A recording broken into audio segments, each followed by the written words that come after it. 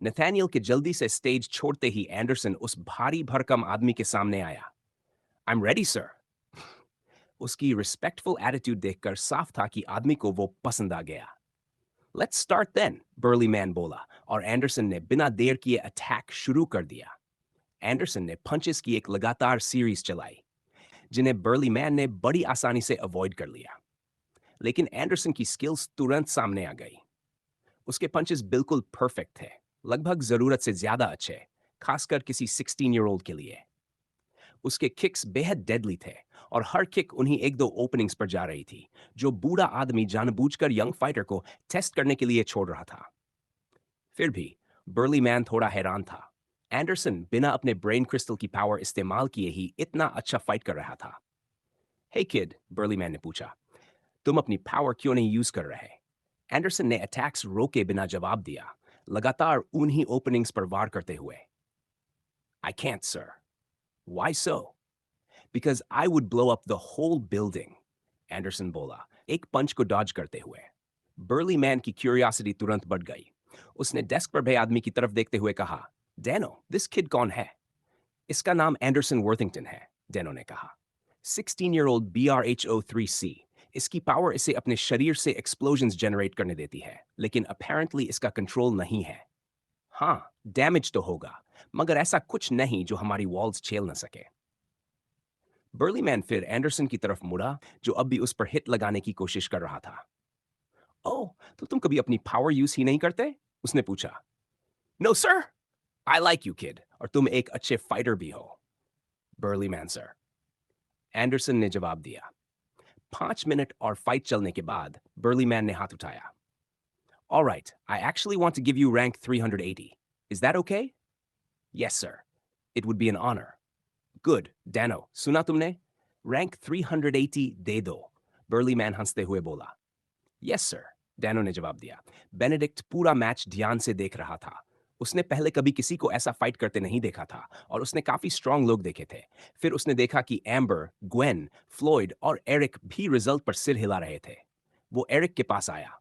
क्या तुम इस गाय को जानते हो? एंडरसन, एरिक बोला। हाँ, सेम स्कूल से है। हम उसी ग्रुप में थे जो रेड पैलेस ज्वाइन करने आया था। क्या तुम हमारी इंट्रोडक्शन करा सकते हो? बेनेडिक्ट ने कहा। उसके सीने में जोश साफ छलक रहा था।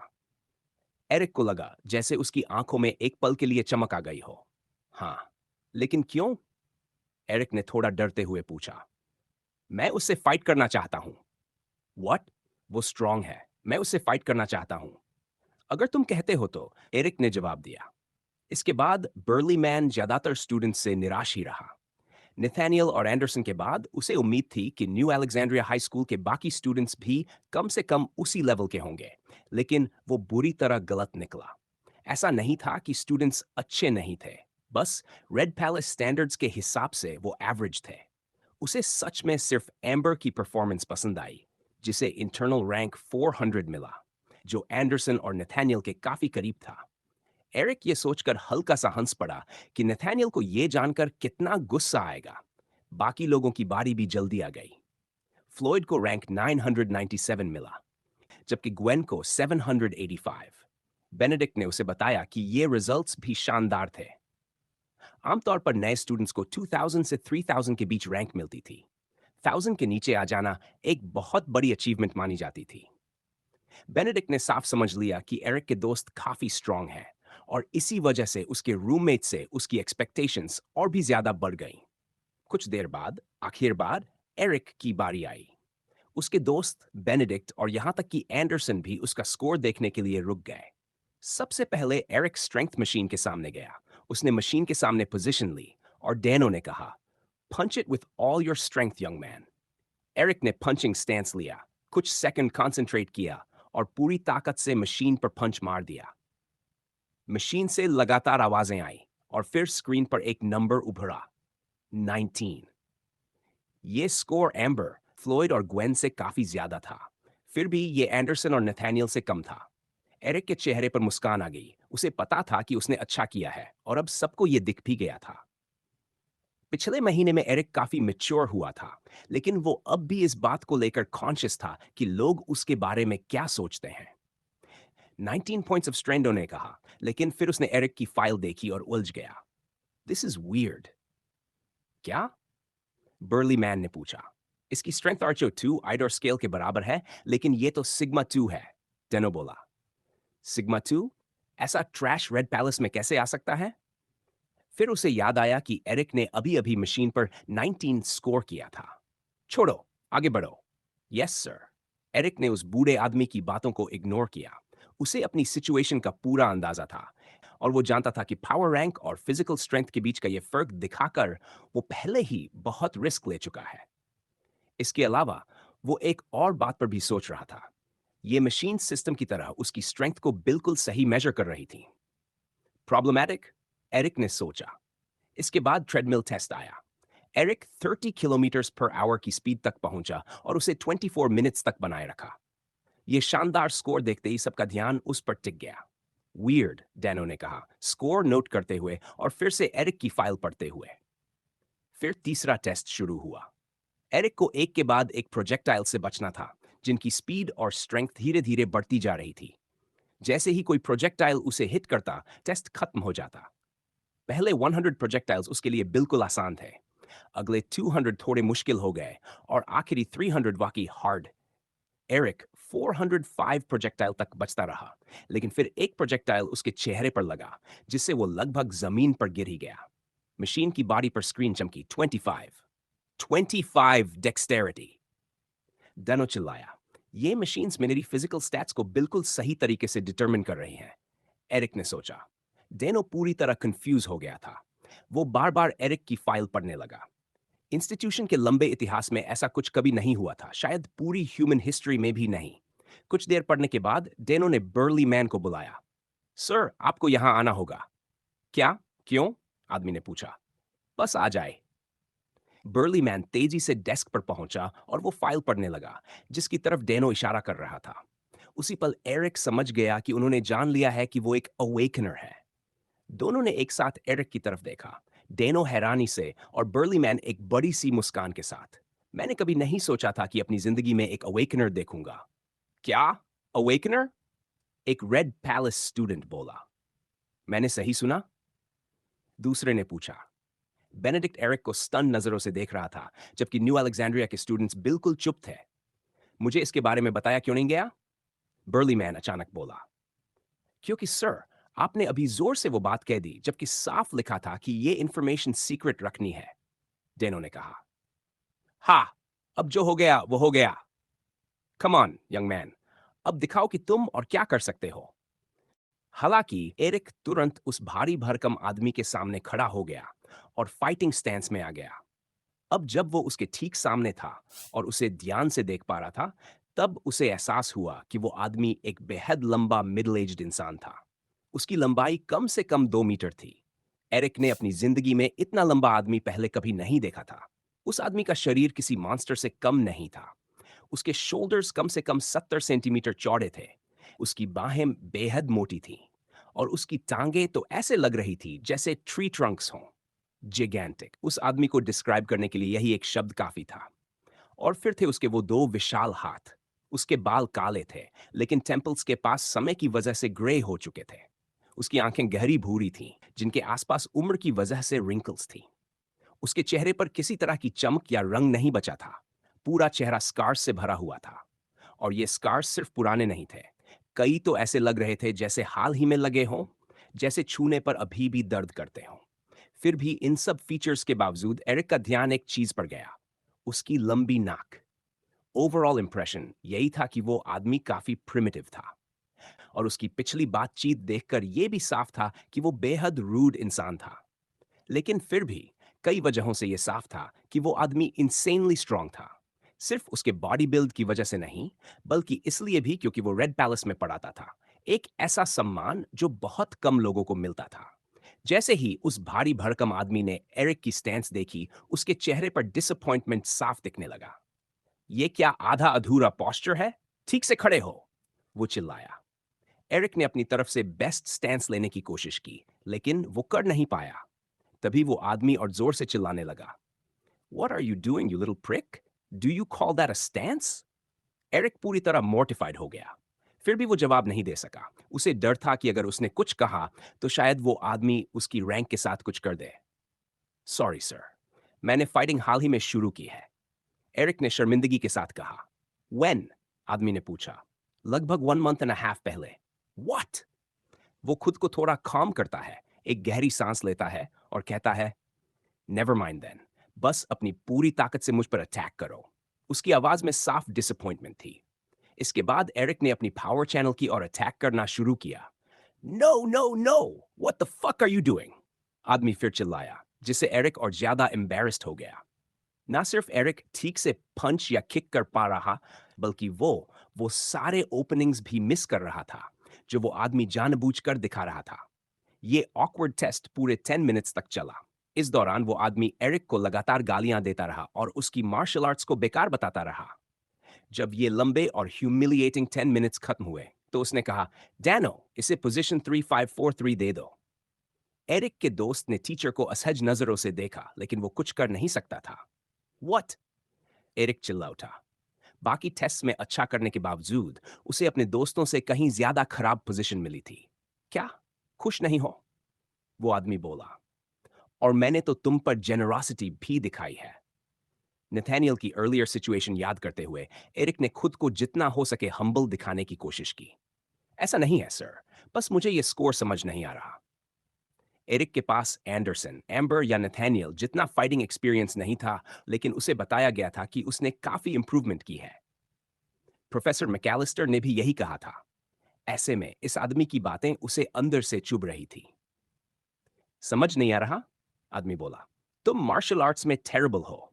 तुम्हारी ब्रेन क्रिस्टल पावर बस सो है और साफ तौर पर वेपन्स के लिए बनी है, लेकिन तुम उसे बॉडी पर यूज कर रहे हो। इसके अलावा तुम इतना देर तक सिर्फ अपनी फिजिकल स्टेटिस्टिक्स की वजह से टिक पाए, जो ऑनेस्टली तुम डिजर्व भी नहीं करते। I am disappointed young man. मुझे लगा अवेकनर्स टफ होते हैं। बट सर, नो बट्स, वरना स्कोर और नीचे कर दूंगा। एरिक के आसपास खड़े लोग, यहां तक कि न्यू अलेक्जेंड्रिया के कुछ स्टूडेंट्स भी हंसने लगे। एरिक गुस्से में था, लेकिन उसने कुछ नहीं कहा। वो स्टेज से उतरकर अपने दोस्तों के पास चला गया। एम्बर, ग्वेन, फ्लॉयड और बेनेडिक्ट तुरंत उसके पास आए। हे, एम्बर बोली, चिंता मत कर, तुम्हारी सिचुएशन समझ में आती है। हाँ भाई, टेंशन मत ले, तुम्हारे पास सीखने का बहुत टाइम है, फ्लॉयड ने जोड़ा। मुझे समझ नहीं आ रहा, एरिक बोला। मुझे लगा मैंने इस महीने काफी इंप्रूव किया है। प्रोफेसर मैकेलिस्टर ने भी कहा था कि मैं अच्छे लेवल पर पहुंच गया हूं, और ये आदमी बिल्कुल उल्टा बोल रहा है। एरिक, ग्वेन ने कहा, वो रेड पैलेस का टीचर है। उसके स्टैंडर्ड्स हर किसी से बहुत ज्यादा हाई होंगे। और हाँ, इंप्रूव करने के बावजूद तुम्हारे अंदर अभी भी कई फ्लॉज हैं, बट ये नॉर्मल है। तुमने हाल ही में शुरू किया है, जबकि हमने पूरी जिंदगी फाइट करना सीखा है। ज्यादा मत सोचो। अजीब तरह से ग्वेन की हार्श ऑनेस्टी ही वो चीज थी जिसने एरिक को थोड़ा बेहतर महसूस कराया। बेनेडिक्ट पास आया। So you are an awakener, हाँ? उसने पूछा। एरिक ने नॉड किया। लेकिन इसमें कुछ अच्छा नहीं है बेनेडिक्ट। जब से लोगों को बताया है, तब से सिर्फ प्रॉब्लम्स मिली हैं। Oh, sorry to hear that. Never mind. जब सभी स्टूडेंट्स के टेस्ट पूरे हो गए तो डैनो ने बोलना शुरू किया। जैसा कि आप सब जानते हैं, अपनी रैंक मेंटेन करने के लिए आपको कम से कम 1 टाइम पर वीक फाइट करना होगा। लेकिन आप चाहें तो जितने लोगों से चाहें, जितनी बार चाहें फाइट कर सकते हैं। ऐसा करने से आपकी रैंक बढ़ सकती है, और जैसे ही आप स्क्वायर रैंक तक पहुंचते हैं, बेनिफिट्स और बेहतर हो जाते हैं। इसलिए इंप्रूव करने की कोशिश करें, अपनी पोजीशन बनाएं और सक्सेस के लिए स्ट्राइव करें। इसके बाद सब लोग अलग-अलग ग्रुप्स में बिखर गए। एरिक, एम्बर, ग्वेन, फ्लॉयड और बेनेडिक्ट फर्स्ट फ्लोर की ओर चले गए। उन्हें भी नहीं पता था कि आगे क्या करना है। एरिक साफ तौर पर बैड मूड में था, लेकिन बेनेडिक्ट की नजर में बाकी लोग नॉर्मल लग रहे थे। उसे ये ग्रुप काफी इंटरेस्टिंग लगा। इतने हाई रैंक्स होना बताता था कि ये अपने स्कूल के बेस्ट स्टूडेंट्स थे। एरिक का इतना लो रैंक्ड होना उसे अजीब लगा, लेकिन फिर उसे याद आया कि एरिक अवेकनर है और उसने हाल ही में फाइटिंग शुरू की है। सब कुछ समझ में आ गया। तो अपनी रैंक से सेटिस्फाइड हो? बेनेडिक्ट ने कुछ देर बाद पूछा। नहीं, मुझे रिजल्ट पसंद नहीं आया, एरिक बोला। हाँ, समझ गया। और तुम लोग? उसने एम्बर, फ्लॉयड और ग्वेन की तरफ देखा। यस, या, अपने सैडनेस को ज्यादा हावी नहीं होने देने के लिए एरिक ने अपने क्वेस्ट्स चेक करने का फैसला किया। System, show me the daily quests. उसने quest list, daily eating habits, complete rewards for completion, 10 experience, 10 DNA points. Failure penalty, none. Eat a healthy meal. Physical training rewards for completion, 10 experience, 10 DNA points. Failure penalty, none. Train for at least an hour. Host may choose any exercise. अभी ये quest complete करना बाकी है. Hey guys, training चलेंगे? Yeah, great idea. Sure bro, Floyd ने कहा, और इस तरह पांचों जिम की तरफ निकल पड़े। एलिवेटर से फर्स्ट फ्लोर पहुंचे और बेनेडिक्ट के पीछे पीछे जिम की ओर बढ़े। आर यू श्योर तुम्हें रास्ता पता है? एम्बर ने पूछा। Don't worry, I know this place like my pockets, Benedict ने उत्साह से जवाब दिया। अगर चाहो अगला चैप्टर भी इसी एग्जैक्ट स्टाइल में तुरंत कर दूं। जैसे ही वो जिम पहुंचे, एम्बर, फ्लॉयड और ग्वेन उस जगह को देखकर हैरान रह गए। वाओ, ये एरिया तो बहुत ह्यूज है, फ्लॉयड बोला। ये जिम उन तीनों ने अब तक जितने भी जिम्स देखे थे उनसे कहीं बड़ा था। ट्रेनिंग आइटम्स की sheer क्वांटिटी देखकर तीनों पूरी तरह फ्लैबरगैस्टेड हो गए। प्रीटी नाइस है, बेनेडिक्ट मुस्कुराते हुए बोला। यहां हम जो चाहें वो यूज कर सकते हैं, सो सूट योरसेल्फ। इतना कहकर बेनेडिक्ट ने कमरे में नजर दौड़ाई और उसे तीन जाने पहचाने चेहरे दिखे, एंडरसन और माइकी। शायद उनका भी ट्रेनिंग का वही आइडिया था। बेनेडिक्ट ने एरिक की तरफ देखा, तीनों की ओर इशारा करते हुए बोला, तुमने कहा था ना कि तुम इंट्रोडक्शन कराओगे। एरिक ने उसकी तरफ देखा। अगर तुम चाहो तो मैं कर सकता हूं। Yes please. एरिक की बेनेडिक्ट से अभी अभी मुलाकात हुई थी, लेकिन साफ था कि वो एक बैटल जंकी था, खासतौर पर जिस तरह वो एंडरसन से फाइट करने के लिए एक्साइटेड लग रहा था। बेनेडिक्ट की आवाज बाकी तीनों ने भी सुन ली थी, इसलिए फ्लॉयड की हल्की रिलक्टेंस के बावजूद सब एंडरसन की तरफ बढ़ गए। जैसे ही वो तीनों के पास पहुंचे, एंडरसन ने उन्हें देखा और अपने यूजुअल चार्मिंग स्माइल के साथ मुस्कुराया। एरन और माइकी ने भी उन्हें नोटिस कर लिया। हे गाइस, एरिक ने कैजुअली ग्रीट किया। ये मेरा दोस्त है बेनेडिक्ट, उसने अपने रूममेट की तरफ इशारा करते हुए कहा। ये तुम्हारी फाइटिंग प्रोवेस से काफी इम्प्रेस्ड है और पूछ रहा था कि क्या तुम उसके साथ स्पैरिंग करना चाहोगे। एंडरसन बिल्कुल भी ओवरली फ्रेंडली इंसान नहीं था। जिन लोगों को वो पसंद करता था, उनके लिए वो सब कुछ दे देता था, लेकिन बाकी सबको वो उनकी स्ट्रेंथ के हिसाब से ट्रीट करता था। यही वजह थी कि शुरू में वो एरिक के साथ कोल्ड था, लेकिन अवेकनिंग के बाद उसका एटीट्यूड बदल गया। एरिक को थोड़ा डर था कि शायद एंडरसन फाइट एक्सेप्ट न करे, लेकिन वो ये भी जानता था कि एंडरसन ट्रेनिंग को लेकर कितना ऑब्सेस्ड है, और यहाँ सब स्ट्रांग थे, इसलिए प्रेजुडिस की कोई वजह नहीं थी। एंडरसन ने बेनेडिक्ट को ऑब्जर्व किया। वो उससे थोड़ा छोटा था और बहुत ज्यादा मस्कुलर भी नहीं था, फिर भी वो स्ट्रांग लग रहा था और रेड पैलेस का स्टूडेंट था। एंडरसन ने चैलेंज एक्सेप्ट करने का फैसला किया। उसने कॉर्नर में बने फाइटिंग एरिया की तरफ इशारा किया। Go ahead then. रिंग में पहुंचते ही बेनेडिक्ट किसी कैंडी स्टोर में खड़े बच्चे जैसा लग रहा था। फाइट शुरू करने से पहले एंडरसन ने कुछ रूल्स सेट किए। ओके, इसे डेंजरस फाइट नहीं बनाना चाहता, इसलिए सिर्फ मार्शल आर्ट्स यूज करेंगे। Is that okay? Yes, Benedict ने जवाब दिया। अगर फाइट रोकनी हो तो आई क्विट कहना होगा। Alright? Yes yes. Good, let's start then. Naturally सब बेनेडिक्ट की स्ट्रेंथ को लेकर क्यूरियस थे। एरिक ने फ्लॉयड, एम्बर और ग्वेन को जितना भी बताया था, बेनेडिक्ट न्यू अलेक्जेंड्रिया से नहीं था, और उन्हें जानना था कि दूसरे सिटीज के फाइटर्स कितने स्ट्रांग होते हैं। रेडी? फेरिक बोला, और उसी पल बेनेडिक्ट बिना इधर उधर देखे सीधे आगे बढ़ा। उसकी नजरें सिर्फ एंडरसन पर थी। जैसे ही दोनों की आंखें मिली, बेनेडिक्ट ने फिस्ट बनाया और सीधे एंडरसन के चेहरे पर पंच मारा। एंडरसन ने अटैक को आसानी से इवेड किया और जवाब में अपना पंच चलाया। बेनेडिक्ट ने वो भी डॉज कर लिया, लेकिन वो इस मूव से जेन्युइनली सरप्राइज था। अब तक कोई ऐसा नहीं कर पाया था। नाइस ट्राई, एंडरसन ने काम वॉइस में कहा। यह सुनकर बेनेडिक्ट मुस्कुरा दिया। अब एंडरसन की बारी थी। उसने पैर उठाकर बेनेडिक्ट के सिर पर किक मारी। बेनेडिक्ट ने उसे पैरी कर लिया, लेकिन तीसरे मूव से बच नहीं पाया। मोमेंटम का इस्तेमाल करते हुए एंडरसन हवा में उछला और दूसरी टांग से किक मारी, जो बेनेडिक्ट के चेस्ट पर लगी। दर्द बहुत ज्यादा नहीं था, लेकिन इम्पैक्ट इतना था कि उसकी सांस निकल गई और उसे कई कदम पीछे हटना पड़ा। फिर भी वो एंडरसन को देखकर मुस्कुराता रहा। दैट वॉज गुड, बेनेडिक्ट बोला, अभी भी ऑक्सीजन की कमी से थोड़ा डिजी था। थैंक यू, एंडरसन ने जवाब दिया। दोनों एक दूसरे के चारों ओर घूमने लगे, अगले मूव को समझने की कोशिश करते हुए। अचानक बेनेडिक्ट ने आगे बढ़कर स्पिनिंग किक मारी, सीधे एंडरसन के एब्डोमेन की तरफ। एंडरसन पीछे हटा, लेकिन बेनेडिक्ट ने प्रेशर बनाए रखा और फिर से चार्ज कर दिया। ये गाय काफी स्ट्रांग है, फ्लॉयड बोला। इंडीड, उसकी फाउंडेशंस बहुत अच्छी हैं। ग्वेन ने कहा। एरिक और एम्बर ध्यान से फाइट देख रहे थे। एरिक मन ही मन चाहता था कि वो भी एक दिन ऐसा बन सके। लकीली उसके पास सिस्टम था और पिछली बार डेक्सटेरिटी बढ़ने की वजह से ट्रेनिंग उसके लिए आसान होने वाली थी। वो फास्ट है, एरिक ने बेनेडिक्ट की तरफ इशारा करते हुए कहा। या, एम्बर ने एग्री किया। अब तक वो एंडरसन के अगेंस्ट होल्ड कर पा रहा है, लेकिन ज्यादा देर नहीं टिकेगा। एरिक ने नॉड किया। एंडरसन बहुत स्ट्रांग था, मीली मैच में बेनेडिक्ट का जीतना मुश्किल था। उसी वक्त एक लड़की रिंग के पास आकर फाइट देखने लगी। तभी एंडरसन ने बेनेडिक्ट के अटैक को ब्लॉक किया और लेफ्ट हैंड से काउंटर किया। बेनेडिक्ट ने उसे डॉज कर लिया और स्टमक की तरफ पंच मारी, जिसे एंडरसन ने राइट लेग उठाकर रोक लिया। लेकिन तभी एंडरसन को बेनेडिक्ट की डिफेंस में एक ओपनिंग दिखी, पूरी फाइट में दिखने वाली इकलौती ओपनिंग। ग्वेन ने भी उसे नोटिस कर लिया। ही लॉस्ट, उसने कहा। और अगले ही पल एंडरसन ने बेनेडिक्ट का हाथ पकड़ा और उसे जमीन पर फेंक दिया। रिंग पूरी तरह पैडेड थी, इसलिए बेनेडिक्ट को दर्द नहीं हुआ। एंडरसन ने उसका गला दबाए बिना बस पैर रखकर फर्मली कहा, आई वन। अब ये वो पल था जहां सब समझने वाले थे कि बेनेडिक्ट किस तरह का इंसान है। क्या वो नथानियल की तरह हार एक्सेप्ट न करने वाला एरोगेंट टाइप होगा, या फिर ऐसा इंसान जो डिफीट को इंप्रूवमेंट का मौका मानता है? आई क्विट, बेनेडिक्ट ने कहा। सबको जवाब मिल गया था। एंडरसन ने उसे उठने में मदद की।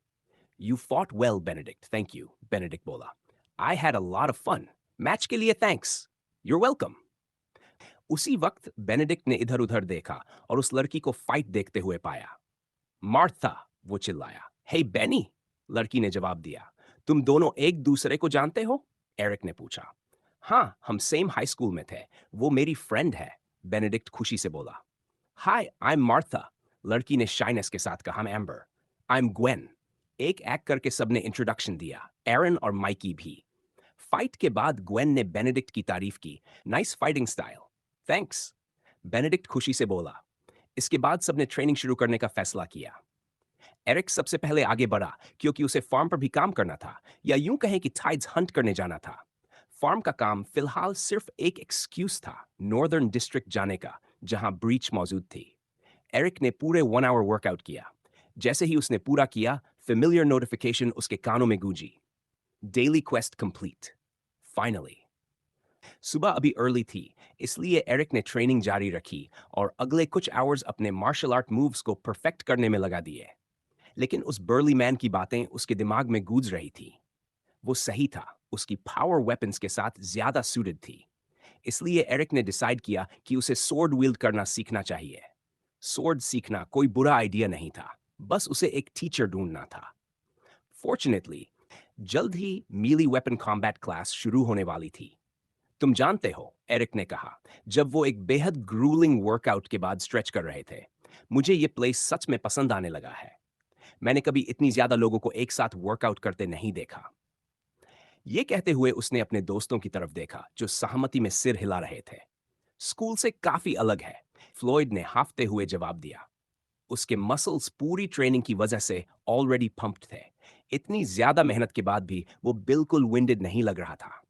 जबकि उसने अभी ट्रेडमिल पर एग्जॉस्टिंग स्प्रिंट लगाया था, फिर वेट लिफ्टिंग की थी, और उसके बाद फिर से रनिंग।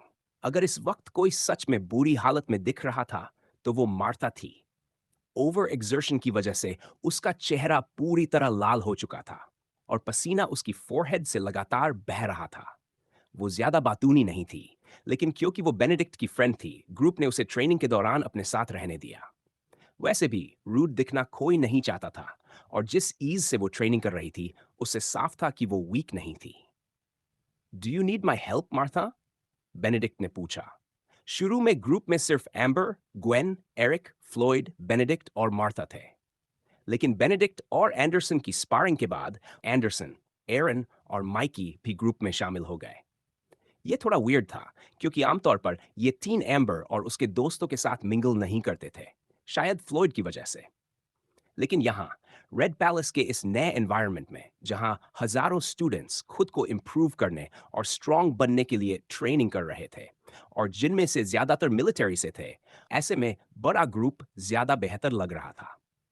ट्रेनिंग करते वक्त एरिक अक्सर आसपास की कॉन्वर्सेशन सुन लेता था। ज्यादातर लोग मिलिट्री लाइफ को हेलिश बता रहे थे कि ये उनकी पिछली जिंदगी से कितनी ज्यादा हार्ड थी। इन बातों से एरिक को कुछ चीजें समझ में आई। सबसे पहले, मिलिट्री ज्वाइन करने का मतलब ये नहीं था कि रेड पैलेस छोड़ना पड़े, बल्कि उल्टा सोल्जर्स को एनकरेज किया जाता था कि वो सुबह यहाँ फाइटिंग स्किल्स ट्रेन करें, स्पैरिंग मैचेस करें, वेपन्स सीखें और शाम को रेगुलर मिलिट्री क्लासेस अटेंड करें। Drills, survival training, tide hunting, ये सब मिलिट्री सिखाती थी, खासकर उनके लिए जो रेड पैलेस ज्वाइन करने के लिए इनफ स्ट्रांग नहीं थे। ये इंस्टीट्यूशन गवर्नमेंट और मिलिट्री से इतना डीपली जुड़ा हुआ लग रहा था जैसे दोनों एक दूसरे का ही हिस्सा हो। तो आज आफ्टरनून में क्या प्लान है? एम्बर ने पूछा। I don't know, I'd like to train, Gwen ने कहा। और ट्रेन? एम्बर ने आईब्रो उठाई। लेसन्स कल से स्टार्ट होंगी, तो बेटर है कि टॉप शेप में रहें, ग्वेन जवाब दिया। Yeah, I agree, एंडरसन ने भी कहा। I can't. सबकी नजरें एक साथ उसकी तरफ मुड़ गई। I have to work. Work? Benedict पूछा। क्या मतलब? तुम्हारे फादर या मदर तुम्हें सपोर्ट नहीं करते? सच कहे तो बेनेडिक्ट थोड़ा डेंस था, इसलिए उसने ये नहीं सोचा कि शायद एरिक अकेला हो सकता है। मेरी मदर बचपन में ही मर गई थी और मेरे फादर कई साल पहले मिसिंग हो गए, एरिक ने कहा। ग्रुप का मूड एकदम गिर गया। ये पहली बार था जब उन्होंने एरिक से ये बात सुनी थी। उन्हें उसके फैमिली प्रॉब्लम्स के बारे में अंदाजा था, लेकिन एरिक को इस बारे में बोलते सुनना आसान नहीं था। और वैसे भी ये उनका पर्सनल मैटर था, इसलिए किसी ने ज्यादा सवाल नहीं पूछे। एंडरसन थोड़ा एम्बेरस्ड हो गया। वो एरिक और बाकी लोगों का क्लोज फ्रेंड नहीं था और उसे लगा कि वो ऐसी बात सुन रहा है जो उसे नहीं सुननी चाहिए थी। Oh, sorry to hear that, Benedict बोला, लेकिन फिर भी समझ नहीं आता। यहाँ तुम्हें फूड और अकोमोडेशन मिल रहा है, फिर भी काम क्यों करते हो? Because I like it, Eric ने कहा। ये आधा सच था। उसे फार्मिंग लाइफ पसंद थी, लेकिन असली वजह टाइड हंटिंग थी। यू लाइक वर्किंग ने पूछा। क्या काम करते हो? फार्म में काम करता है, फ्लोइड ने टीजिंग टोन में कहा। प्लांट हगर है ये। हे, उसका मजाक मत उड़ाओ। एम्बर ने हगर? बेनेडिक्ट ने क्यूरियस होकर पूछा। ये मेरी बर्थ पावर से रिलेटेड है, एरिक ने कॉमली एक्सप्लेन किया। मैं प्लांट्स को फास्टर और स्ट्रॉन्गर ग्रो करा सकता हूँ। फाइट्स में ऑलमोस्ट यूजलेस है, लेकिन आउटसाइड कॉन्टेक्स्ट काफी यूजफुल है।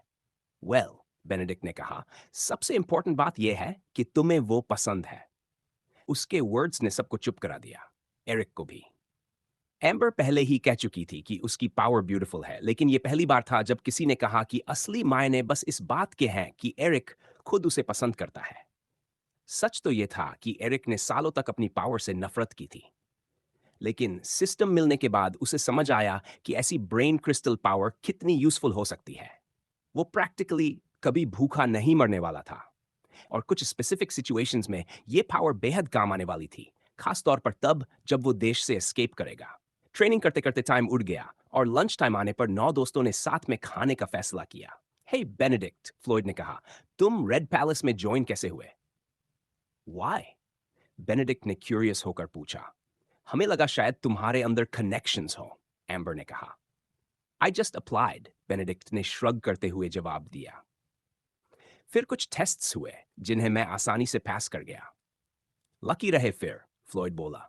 हमें तो स्कूल के टूर्नामेंट में फाइट करनी पड़ी थी, लिमिटेड स्पॉट्स थे। Yeah guess I was lucky, Benedict ने कहा। एंडरसन ने दोनों को एक लुक दिया। लक? Are you sure? क्यों नहीं? फ्लोइड ने कोल्डली जवाब दिया। मुझे तो लगता है वो इस प्लेस के लिए काफी स्ट्रांग है। थैंक्स, एंडरसन, बेनेडिक्ट ने कहा। मैं ये नहीं कह रहा कि वो स्ट्रांग नहीं है, मैंने स्पार देखा है। गाइस, बस करो, ग्वेन ने बीच में रोकते हुए कहा। एरिक ने खाना खत्म किया, इस मुझे फार्म जाना होगा, लेट नहीं हो सकता।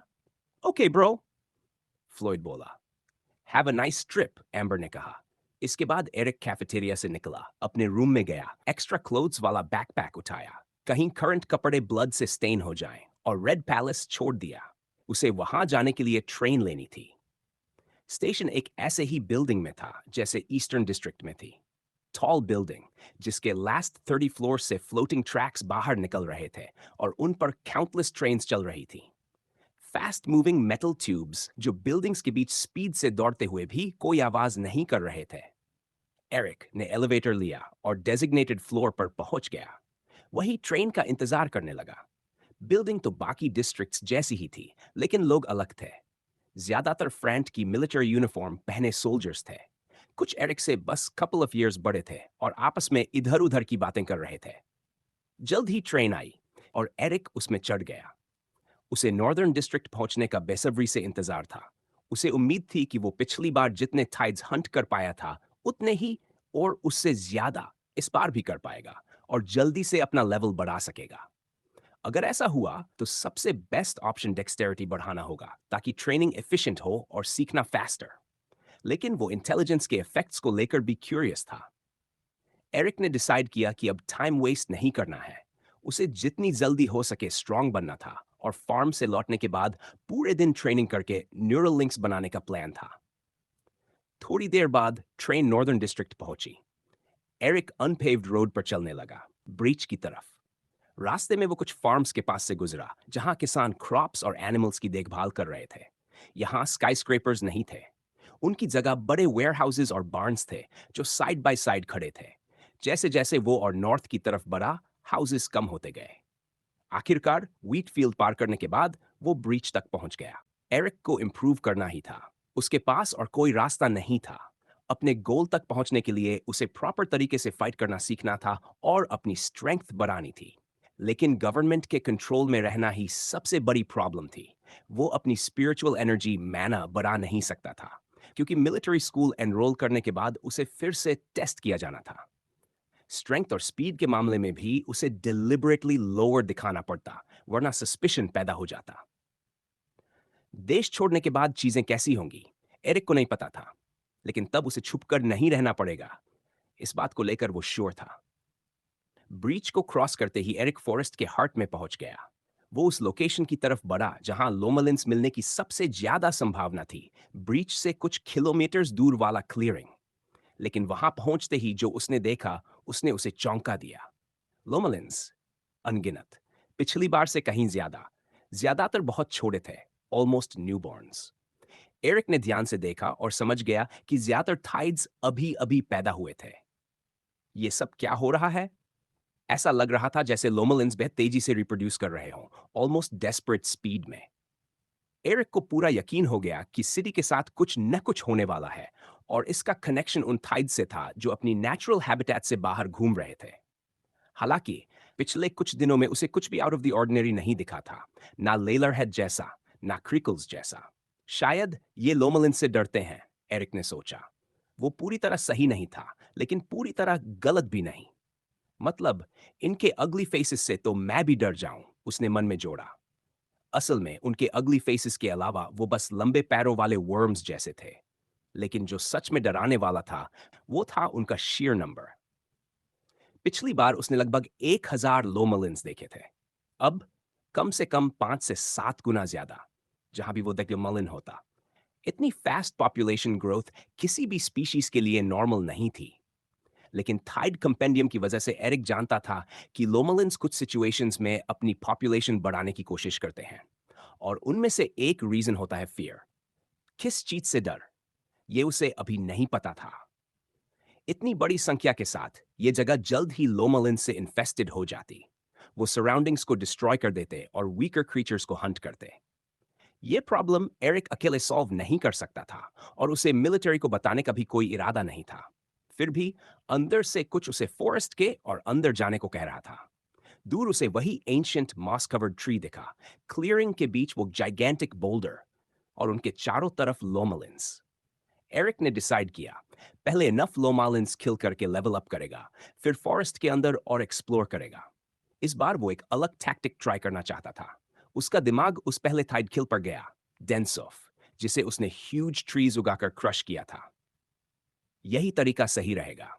एरिया वाइड किलिंग पावर उसके पास नहीं थी, तो उसने सोचा, जितने ज्यादा पेड़ फेंक सकता हूं उतना अच्छा, ब्रीच आने से पहले उसने ग्रोसरी स्टोर से 50 एप्पल्स खरीदे थे।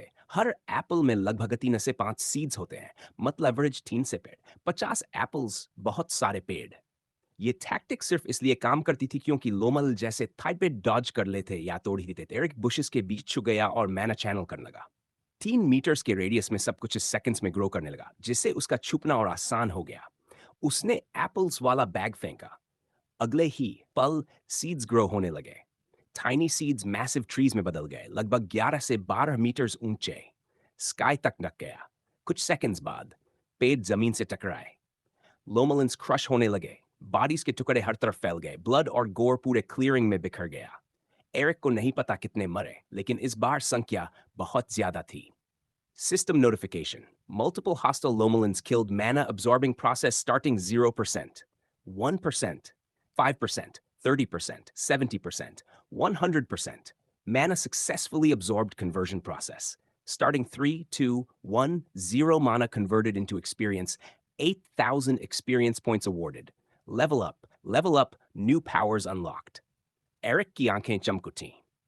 लेवल 15 उसने ब्रेथलेस होकर कहा। वो 2 बार लेवल अप कर चुका था, हालांकि इसके लिए उसे पिछली बार से कहीं ज्यादा लोमालिन्स मारने पड़े। काश और सीड्स होते। फिर उसकी नजर लास्ट नोटिफिकेशन पर पड़ी। New powers. System, show me the status. Host information. Name Eric Romano, age 16, level 15, experience 2,453.825 DNA points, 1,760.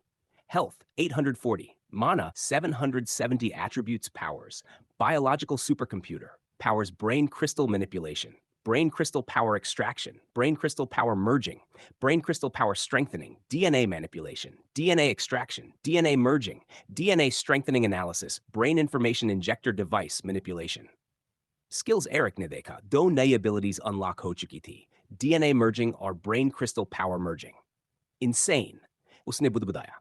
लेकिन फॉरेस्ट में अभी भी काउंटलेस लोमालिन्स थे, इसलिए उसने फोकस वापस थाइड्स पर किया। क्रीचर्स पैनिक में थे, कुछ भाग रहे थे, कुछ प्रेडेटर ढूंढ रहे थे। जब उन्हें समझ आया कि पेड़ ऊपर से गिरे थे, वो और डर गए और क्लियरिंग छोड़कर भागने लगे। नेक्स्ट टाइम ज्यादा एप्पल्स लाऊंगा, एरिक ने मुस्कुराते हुए कहा। चारों तरफ कार्नेज था, क्रश्ड बॉडीज, लिम्स, ब्लड। क्या मेस है? उसने धीरे से ओह शिट! एरिक इस हाउल को पहचानता था। दूर उसे कम से कम 30 वुल्फ लाइक थाइड्स दिखे, जो लोमलिन्स को घूर रहे थे। लोमलिन्स संख्या में ज्यादा थे और ताकतवर भी, लेकिन लेलरहेड साइज और प्रेजेंस से इंटिमिडेट कर रहे थे। 2 रेसेस के बीच स्टेलमेट बन गया। लोमलिन्स नंबर्स पर भरोसा कर रहे थे, लेलरहेड स्ट्रेंथ और साइज पर। एरिक, वो जानता था, अगर अभी नहीं भागा तो जिंदा नहीं बचेगा। दोनों स्पीसीज के बीच एक खामोश स्टेयर ऑफ शुरू हो गया। लेकिन एरिक के हमले की वजह से लोमालिन्स पहले ही बेचैन थे और उन्होंने उसी का ब्लेम लेलरहेड्स पर डाल दिया। इसी कारण दोनों रेसेस के बीच हॉस्टिलिटी और भी बढ़ गई। लेकिन इंसेक्ट लाइक थाइड्स असल में ज्यादा घबराए हुए थे, क्योंकि लगभग 1600 कम इंडिविजुअल्स के साथ उनकी पूरी कॉलोनी अब वुल्व्स के सामने भारी खतरे में थी। एरिक अभी अपने हाइडिंग स्पॉट से बाहर नहीं निकल सकता था। अगर लेलरहेड्स ने उसे देख लिया तो वो बच नहीं पाएगा। लोमलिन्स से तो वह निकल सकता था, लेकिन वुल्व्स से नहीं। इसलिए वह वहीं छुपा रहा।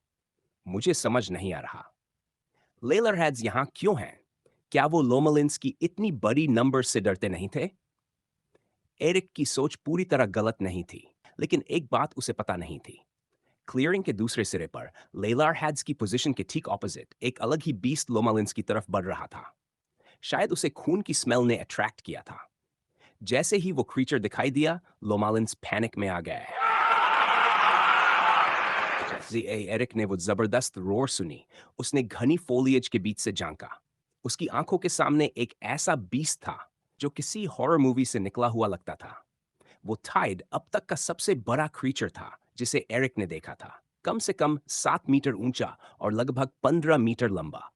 अजीब सा लाइजर्ड लाइक बॉडी, स्केल से ढका हुआ और जगह जगह फर के पैचेस। पूरा दिखने में ही डरावना।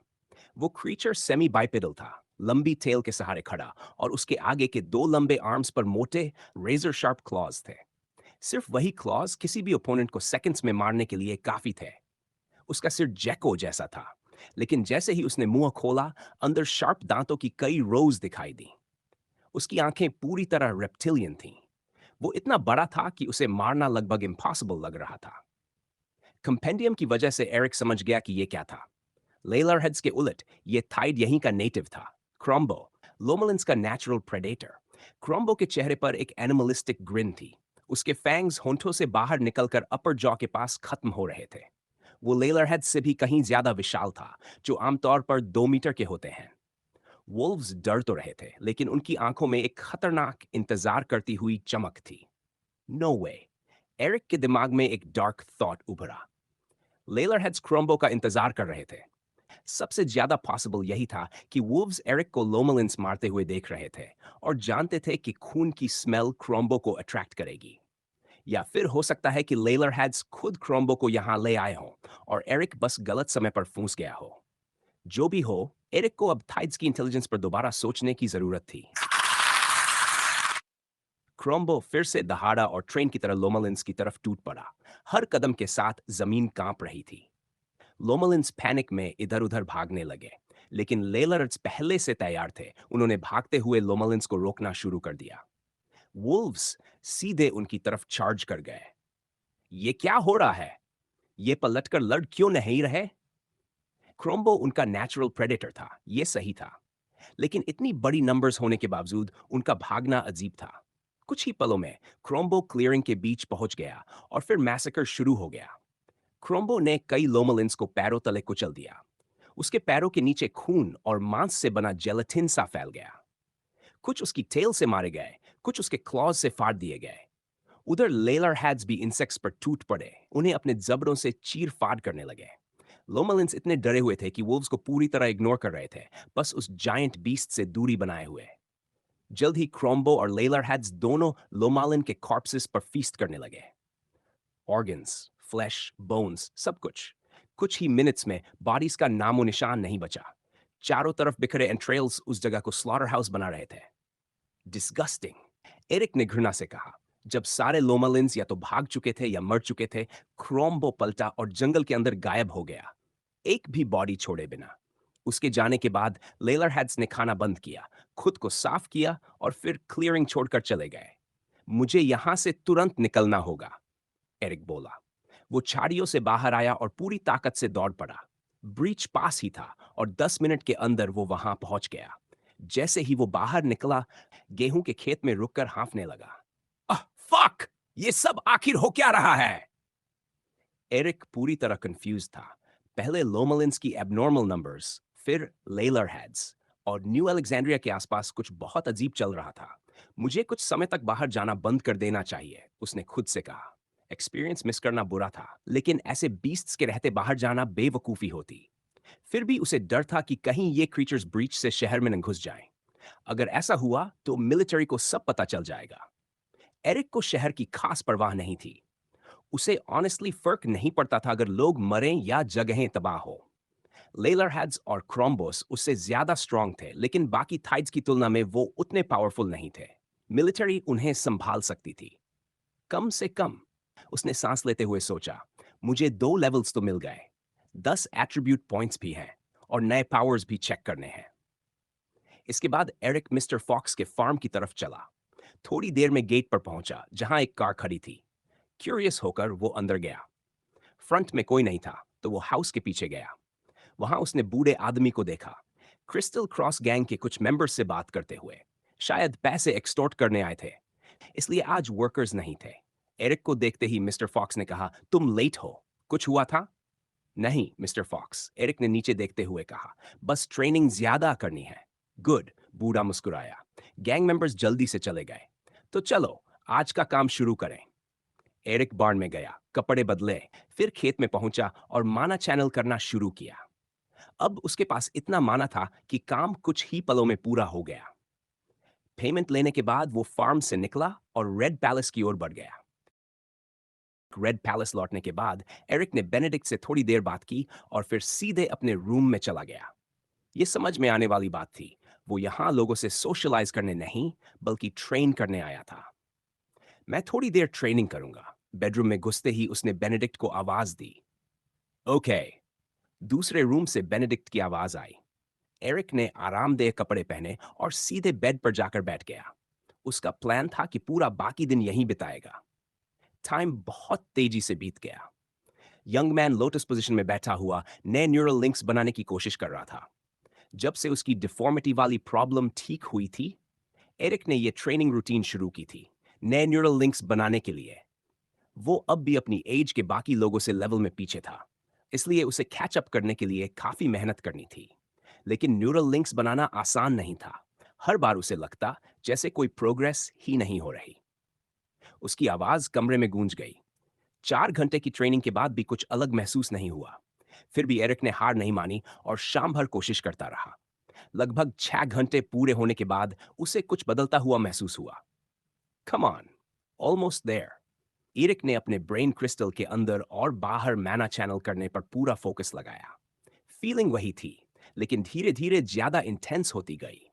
उसके क्रेनियम के अंदर मौजूद माना तेजी से घूमने और फ्लो करने लगा, जिससे एक अजीब सी हीट सेंसेशन पैदा हुई।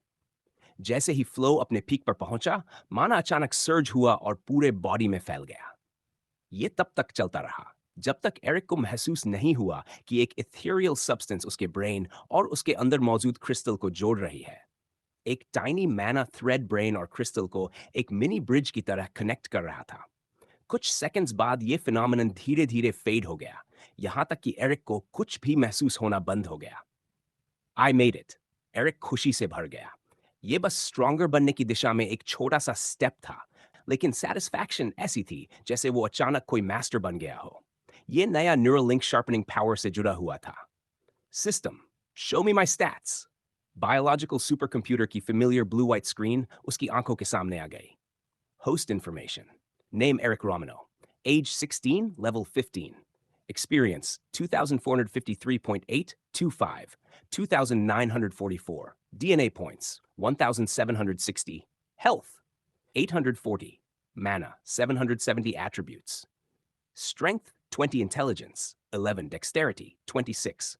Energy 37. Available attribute points 10. Not that bad, Eric ने सोचा। फिर उसकी नजर अवेलेबल एट्रीब्यूट पॉइंट्स पर गई। अब भी 10 बचे हैं, इनका क्या करूं? स्ट्रेंथ बढ़ाने का मतलब था उसे फेक करना, और जंगल में उन मॉन्स्टर्स के रहते जाना सुइसाइड जैसा था। इसलिए स्ट्रेंथ बढ़ाने का कोई मतलब नहीं था। एनर्जी जरूरी थी, लेकिन उसे फेक करना मुश्किल था। बचते थे डेक्सटेरिटी और इंटेलिजेंस। डेक्सटेरिटी पहले ही काफी बढ़ चुकी थी। आखिरी ऑप्शन था इंटेलिजेंस। एरिक ने इसे कभी डायरेक्ट बढ़ाया नहीं था, क्योंकि उसे साफ समझ नहीं आता था कि ये एग्जैक्टली करती क्या है। सिस्टम के हिसाब से ये थिंकिंग स्पीड और मेमोरी क्वालिटी को अफेक्ट करती थी। लेकिन हर बार जब नया न्यूरल लिंक बनता और इंटेलिजेंस बढ़ती, एरिक को अंदर कुछ बदलता हुआ महसूस होता। सिर्फ याददाश्त या सोचने की स्पीड ही नहीं, वो ऐसी चीजें नोटिस करने लगा था जो पहले नहीं करता था। एक्स्ट्रा स्टैट पॉइंट्स धीरे धीरे उसकी सोच को बदल रहे थे। Why not? एरिक ने सोचा और डिसाइड किया कि इसे अच्छे से बूस्ट करेगा, ताकि फ्यूचर में फर्क साफ दिखे। System, increase intelligence by 10 points. Understood. Intelligence increased to 21. Eric को अपने ब्रेन में एनर्जी का एक छोटा सा सर्ज महसूस हुआ, एक हल्की टिंगलिंग सेंसे जो बस एक पल रही। उसके बाद कुछ नहीं। ऐसा लगा जैसे स्टैट बड़ी ही न हो। उसने सामने लगी घड़ी देखी। टाइम था 10 PM. I'm hungry. नया न्यूरल लिंक बन चुका था, तो एरिक ने ट्रेनिंग रोकने और कैफेटेरिया जाने का फैसला किया। रूम से बाहर निकलते ही उसने बेनेडिक्ट को सोफा पर बैठे देखा। काफी टाइम लगा दिया, हाँ? या एक और न्यूरल लिंक बना लिया। अब शार्पनिंग पावर के साथ मैं सिग्मा 3 हूं, एरिक ने कहा। बेनेडिक्ट जानता था कि एरिक हाल ही में न्यूरल लिंक्स डेवलप करना शुरू कर चुका है। 2 महीनों से भी कम समय में 3 लिंक्स, ये इंप्रेसिव था। फिर भी वो दूसरों से पीछे था, और जैसे जैसे लिंक्स बढ़ते हैं, नए बनाना उतना ही मुश्किल होता जाता है। फिर भी बेनेडिक्ट जेन्युइनली खुश था। कंग्रेचुलेशंस, उसने मुस्कुराते हुए कहा। Thank you. मैं कैफेटेरिया जा रहा हूं। मैं भी आऊंगा। अभी तक खाया नहीं है। Why not? तुम्हारा इंतजार कर रहा था। व्हाट? वाई? ताकि तुम अकेले न खाओ। ट्रेनिंग और काम के बाद थोड़ी कंपनी अच्छी रहती है, बेनेडिक्ट ने कहा। एरिक की नजर में उसकी रिस्पेक्ट और बढ़ गई। Let's go then. दोनों कैफेटेरिया पहुंचे, टेबल पर बैठे और खाना ऑर्डर किया। एरिक खुश था कि अब वो ऐसे प्लेसेस पर बिना किसी रोक टोक के आ सकता था। दोनों ने मेन डिश में मीट लिया, साइड में सैलड और साथ में कार्बोनेटेड ड्रिंक्स। खाना आते ही दोनों वोल्व्स की तरह टूट पड़े। एरिक इसलिए क्योंकि खाना उसके बनाए खाने से कहीं बेहतर था, और बेनेडिक्ट क्योंकि वो नेचुरली बहुत खाता था। ईमेल पढ़ी? बेनेडिक्ट ने पूछा। नहीं, अभी नहीं, बोला। पढ़ लेना, सब एक्सप्लेन किया है। बेनेडिक्ट ने मीट का एक बाइट लेते हुए कहा। कल पढ़ूंगा, अभी बहुत थका हूं। तुम बता दो, टुमारो क्लासेस शुरू होंगी। Martial art training, weapon training, weight lifting और लास्ट में ऑब्स्टिकल कोर्स। बस? एरिक ने पूछा। ये मिलिट्री स्कूल नहीं है, ये जगह फाइट करना सिखाने के लिए बनी है। हाँ, बेनेडिक्ट ने कहा। वेपन्स की बात सुनकर एरिक एक्साइटेड हो गया। ब्लेड सीखना उसे हमेशा से पसंद था, लेकिन ओवरऑल शेड्यूल उसे थोड़ा डिसअपॉइंटिंग लगा। और आगे? एरिक ने पूछा। शेड्यूल मोस्टली सेम रहता है। फर्स्ट डे इवैल्यूएशन होगा और टीचर्स वेपन असाइन करेंगे। मार्शल आर्ट वही रहेगा, वेट लिफ्टिंग भी हाई स्कूल जैसा ही। लंच के बाद न्यूरल लिंक्स की ट्रेनिंग खुद करनी होगी। हाई स्कूल से ज्यादा अलग नहीं है, एरिक ने निराश होकर कहा। बेस्ट टीचर्स और बेस्ट रिसोर्सेज मिल रहे हैं, बेनेडिक्ट ने जवाब दिया। पूरी तरह सेम तो नहीं होगा। इसके अलावा यहाँ सिर्फ अलग अलग मार्शल आर्ट्स ही नहीं सिखाए जाते, बल्कि डिफरेंट वेपन्स को कैसे व्हील्ड करना है वो भी सिखाया जाता है। मिलिट्री स्कूल में ट्रेनिंग थोड़ी सिमिलर होती है, लेकिन वहाँ थियोरेटिकल क्लासेस भी होती हैं। ओके, ओके, समझ गया, एरिक ने कहा। क्लासेस कब स्टार्ट होंगी? 8 बजे, बेनेडिक्ट ने जवाब दिया। ऑलराइट, तो आज जल्दी सोते हैं। कैफेटेरिया से निकलते समय एरिक ने बाहर देखा। रात हो चुकी थी। तेज कदमों से दोनों अपने रूम पहुंचे और थोड़ी ही देर में सो गए। ओह गॉड! एरिक ने अलार्म बंद किया और कराहते हुए बेड से उठा। करीब 8 घंटे सोने के बाद भी उसका दिमाग फटीग से भरा हुआ था। उठने के लगभग 5 मिनट्स बाद उसकी आंखों के सामने एक नोटिफिकेशन आया। System notification. Quests are again available. New types of rewards available. ये तो अचानक हुआ। ये न्यू रिवॉर्ड्स आखिर हैं क्या? एरिक ने कुछ सेकंड सोचा, लेकिन स्लीपी माइंड कुछ समझ नहीं पाया।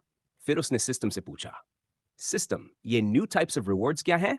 Answer: The system found a way to store the excess energy released by the neural link establishing procedure, which couldn't be used before. The biological supercomputer can now reward attribute points to the host. Attribute points, huh? ये तो अच्छी खबर है। लेकिन Eric ने system की बातों में एक छोटी सी चीज नोटिस की। सिस्टम, क्या तुम ये इम्प्लाई कर रहे हो कि न्यूरल लिंक्स बनाते समय जो ज्यादातर एनर्जी मिली थी वो वेस्ट हो गई? Answer: Since the host has the ability to establish more than 54 neural links and to increase stats by absorbing mana, the biological supercomputer had to balance the mutations brought to the body. Otherwise, there was a high risk of unwanted mutations that could even lead to death. तो मतलब हाँ, system, अगर neural link से मिलने वाली energy ज्यादा होती तो मुझे ज्यादा स्टैट पॉइंट्स मिलने चाहिए थे, right? Answer: host is correct. Normally, each individual gains 9 attribute points per neural link. However, if you had gained 9 points each time, you would have turned into a mutant beast. This issue has now been fixed. Naturally, Eric थोड़ा pissed हो गया. Neural link से उसे करीब 30 extra attribute points मिलने चाहिए थे, लेकिन उसे हर लिंक पर सिर्फ 3 ही मिले थे। फिर भी उसने जल्दी ही मान लिया कि वो कुछ कर नहीं सकता था। कम से कम सिस्टम ने इस प्रॉब्लम का सॉल्यूशन ढूंढ लिया था। बायोलॉजिकल सुपर कंप्यूटर की बातों से साफ था कि अब क्वेस्ट्स के रिवॉर्ड्स में एट्रीब्यूट पॉइंट्स भी मिलेंगे। एरिक जल्दी से बेड से उठा, यूनिफॉर्म पहना और बाथरूम चला गया। बाहर आया तो उसने देखा कि बेनेडिक्ट अब भी सो रहा था। रूम का दरवाजा खुला हुआ था। हे बेनेडिक्ट, लेट हो रहे हैं। टाइम क्या है? उसने आंखें मलते हुए पूछा। मॉर्निंग के 7 बजे हैं, एरिक ने कहा। Yes, yes. टीथ ब्रश करने के बाद एरिक लिविंग रूम में आकर बेनेडिक्ट के तैयार होने का इंतजार करने लगा। जैसे ही वो रेडी हुआ, दोनों कैफेटेरिया की तरफ चल पड़े ताकि कुछ जल्दी सा खा सके। Come on, first day late नहीं होना चाहिए। I am ready. Dining hall पहुंचते ही उन्होंने देखा टेबल्स एक दूसरे के सामने नीटली अरेंज थे और हर जगह फूड ही फूड, एग्स, सॉसेजेस, ब्रेड के पीसेस, फ्रूट्स, साथ में जूस, कॉफी और टी। दोनों ने जल्दी जल्दी खाया और हार्टी ब्रेकफास्ट के बाद बिल्डिंग से बाहर निकल गए। क्लासेस अलग अलग बिल्डिंग्स में होनी थी और हर रैंक के लिए अलग बिल्डिंग थी। रेड पैलेस से बाहर निकलते ही उन्होंने एम्बर, फ्लोइड, ग्वेन, एंडरसन, एरन, माइकी और मार्था को बस में चढ़ते देखा। हे गाइस, एरिक ने चिल्लाया। कम ऑन, लेट हो जाओगे, फ्लोइड ने जवाब दिया। एरिक और बेनेडिक्ट जल्दी से बस में चढ़े और सीट्स पर बैठते ही एरिक ने पूछा, ये बस हमें कहाँ ले जा रही है? डोजो, एंडरसन ने कहा। हे, तुमने इसके बारे में कुछ बताया क्यों नहीं? एरिक ने बेनेडिक्ट से पूछा। मुझे खुद नहीं पता था, बेनेडिक्ट ने कंधे उचका दिए। इन्हें फेस पाम कर लिया। हे, तुम्हें भी नहीं पता था? बेनेडिक्ट ने पलटकर कहा। करीब 5 मिनट्स बाद बस एक मैसिव बिल्डिंग के सामने रुकी, जो येलो कलर की थी। एरिक को नहीं पता था कि बिल्डिंग्स को कलर से डिस्टिंग्विश क्यों किया गया है, लेकिन ये जगह उसकी ओल्ड स्कूल से कहीं ज्यादा बड़ी लग रही थी। ऑलराइट गाइस, अंदर चलते हैं, एंडरसन ने कहा। ग्रुप उसके पीछे पीछे अंदर गया। एंट्रेंस के बाद उन्होंने एक लॉबी देखी, जहां पास्ट टीचर्स और स्टूडेंट्स की फोटोज लगी थी, सब रेड पैलेस यूनिफॉर्म में। इधर उधर चेयर्स और काउचेस थे, जिन पर कुछ स्टूडेंट्स बैठे हुए थे। तभी एक बूढ़ा आदमी आगे आया। Welcome young fellows, I am master Rook, उसने इम्पैसिव एक्सप्रेशन के साथ कहा। तुम सब न्यू स्टूडेंट्स हो, right? If yes, then follow me. Evaluation शुरू करेंगे। इतना कहकर वो उन्हें स्टेयर से नीचे ले गया, एक और फ्लोर पर। बिल्डिंग अंदर से काफी बड़ी थी, कई ट्रेनिंग रूम्स और रेस्ट एरियाज। रास्ते में उन्होंने कई स्टूडेंट्स को ट्रेनिंग करते देखा, पेजेंट रैंक के, जो कम से कम 1 ईयर पहले रेड पैलेस आ चुके थे। एरिक और उसका ग्रुप बिना ज्यादा बोले आगे बढ़ते रहे। आखिर में वो एक बड़े मेटल डबल डोर के सामने पहुंचे। कॉरिडोर के एंड पर एक विशाल हॉल था। वॉल्स पर रोज की रोज में वेपन्स लगे थे, swords, spears, bows, arrows, shields और कई दूसरी चीजें। ये सब सिर्फ डेकोरेशन के लिए थे। वाओ, यहीं हम फाइट करना सीखेंगे? बेनेडिक्ट ने पूछा। मास्टर रुक ने सिर हिलाया। लेकिन ये सिर्फ मार्शल आर्ट क्लास के लिए है। वेपन ट्रेनिंग के लिए तुम्हें अलग रूम्स में भेजा जाएगा, टीचर के हिसाब से। अगर ये मार्शल आर्ट क्लास है तो वेपन्स यहाँ क्यों टांगे हैं? एरिक ने बुदबुदाया, लेकिन किसी ने नहीं सुना। सो वेलकम एवरीवन, मास्टर रुक ने जोर से कहा। ये मेरा डोजो है, जहां first year students hand to hand combat सीखेंगे।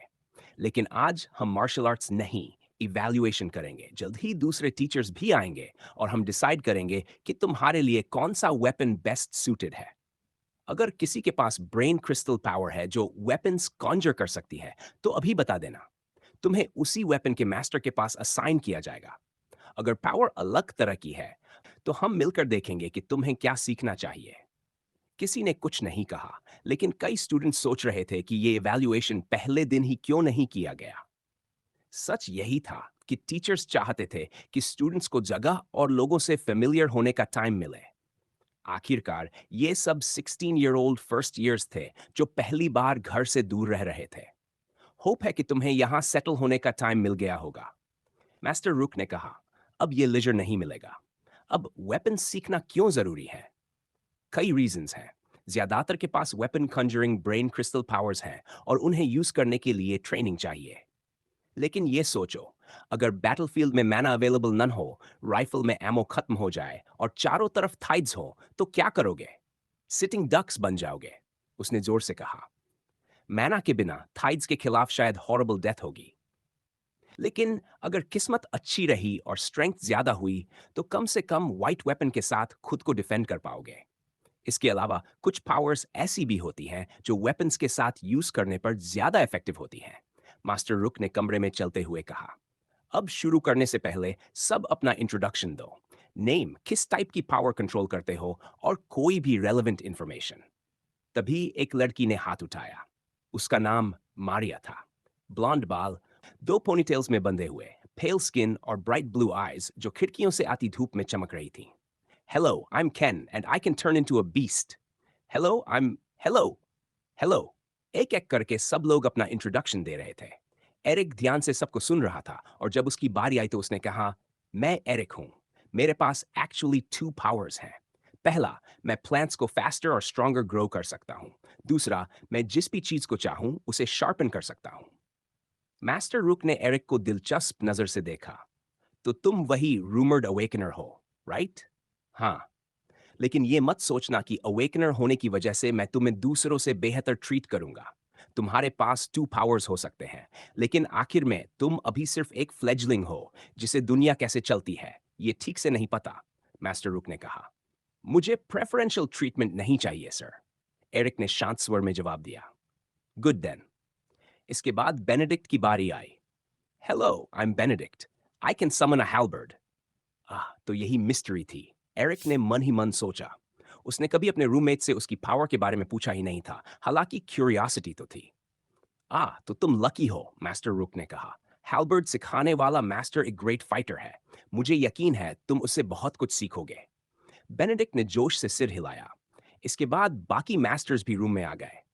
वेलकम गाइस, मास्टर रुक ने न्यूकमर से कहा। कम से कम 100 टीचर्स अंदर आए। हर एक किसी न किसी फाइटिंग स्टाइल या वेपन में स्पेशलाइज करता था। उनमें वही बर्ली आदमी भी था जिसने पिछले दिन नए स्टूडेंट्स को टेस्ट किया था। सबके यूनिफॉर्म्स गोल्डन थे, जो स्टूडेंट्स के यूनिफॉर्म से साफ अलग दिख रहे थे। टीचर्स ने अपना इंट्रोडक्शन देना शुरू किया। कंप्यूटर पर पहले पढ़ने की वजह से कई नाम एरिक को फेमिलियर लगे, जबकि कुछ बिल्कुल नए थे। ये सभी वेपन्स मास्टर्स थे और ज्यादातर पूरे नेशन में फेमस फाइटर्स के रूप में जाने जाते थे। ऐसा लग रहा था कि वही बर्ली आदमी हैल्बर्ड वेपन मास्टर था और उसका नाम मैक्सिमिलियन वॉकर था। स्टूडेंट्स के इंट्रोडक्शंस खत्म होने के बाद मास्टर रुक ने सबको अपनी पावर्स दिखाने को कहा। वेपन कॉन्जरिंग स्टूडेंट्स के लिए ये आसान था, लेकिन फ्लॉयड या एम्बर जैसे लोगों के लिए नहीं। फ्लॉयड को एक टीचर से उसकी तरफ दौड़ने के लिए कहना पड़ा ताकि वो अपनी पावर से उसे रोक सके। एम्बर ने थोड़ी सी कोरोसिव गैस रिलीज की, ध्यान रखते हुए कि किसी को नुकसान न पहुंचे। एंडरसन को अपनी पावर एक्सप्लेन करनी पड़ी, दिखा नहीं सका, जबकि नथानियल ने सबको हैरान कर दिया। स्टूडेंट्स जब अपनी पावर्स दिखा रहे थे, तब उन्होंने टीचर्स को अपनी मार्शल आर्ट्स भी दिखाई। उन्होंने अपनी वेपन प्रेफरेंस भी बताई और टीचर्स नोट्स लेते गए। सब खत्म होने के बाद मास्टर्स रूम से बाहर चले गए चर्चा करने के लिए। हाफ एन आवर से ज्यादा समय बाद वे आखिरकार रिजल्ट्स लेकर वापस आए। ऑलराइट, अब मेन बात पर आते हैं, मास्टर रुक ने कहा। हर किसी की एबिलिटीज अलग होती हैं। कुछ वेपन्स के साथ ज्यादा सूटेड होती हैं, कुछ नहीं। फिर भी हम तय करेंगे कि तुम्हारे लिए कौन सा वेपन बेस्ट रहेगा। इस मैटर में तुम्हारी कोई चॉइस नहीं होगी। एक एक करके स्टूडेंट्स को बताया जाने लगा कि उन्हें क्या सीखना है। बेनेडिक्ट को ऑब्वियसली हैल्बर्ड सीखनी थी। फ्लोइड स्पीयर के लिए सूटेड पाया गया। ग्वेन को वॉर हैमर असाइन किया गया, जो उसकी आर्मर और स्ट्रेंथ के साथ परफेक्टली मैच करता था। वहीं एरिक को फ्लाइसा मिली, एक टाइप की सोर्ड, बिल्कुल वैसे ही जैसा बर्ली आदमी ने पिछले दिन सजेस्ट किया था। एम्बर के केस में थोड़ा अलग था। वो स्टूडेंट्स में सबसे ज्यादा बैलेंस्ड थी, मार्शल आर्ट्स में अच्छी। उसकी पावर मिली एंगेजमेंट रोकती थी, बस लॉन्ग रेंज फाइटिंग की कमी थी।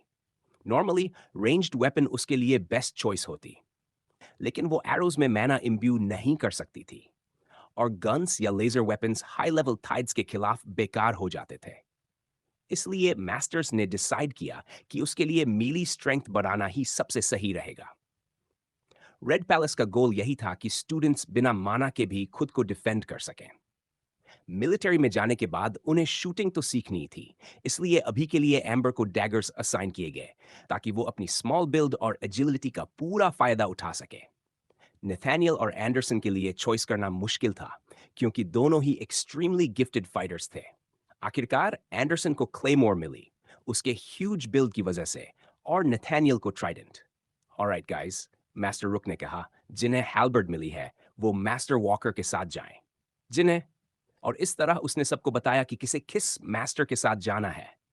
एरिक को मास्टर डोरिस नीमन के अंडर असाइन किया गया, फ्लाइसा टीचर। असल में फ्लाइसा पाने वाला वो अकेला स्टूडेंट था, इसलिए मास्टर नीमन की क्लास में वही अकेला था। ये बुरा नहीं था, इसका मतलब था कि वो पूरा फोकस एरिक पर दे सकती थी। वेल, लेट्स गो गाइस, एक टीचर ने कहा। लेट्स गो, दूसरे ने आवाज लगाई। एक एक करके मास्टर्स अपने अपने स्टूडेंट्स को लेकर दूसरे रूम्स में चले गए। उसी दौरान मास्टर नीमिनन एरिक के पास आईं। फॉलो मी, उन्होंने कहा। एरिक ने इंस्ट्रक्शन फॉलो किया और वे एक एडजेसेंट रूम में गए। वहां कई डमीज लगे थे और उनके पास ही एक चेयर रखी थी जिस पर वो बैठ गई। रूम ज्यादा बड़ा नहीं था, लेकिन दीवारों पर मिरर्स लगे थे।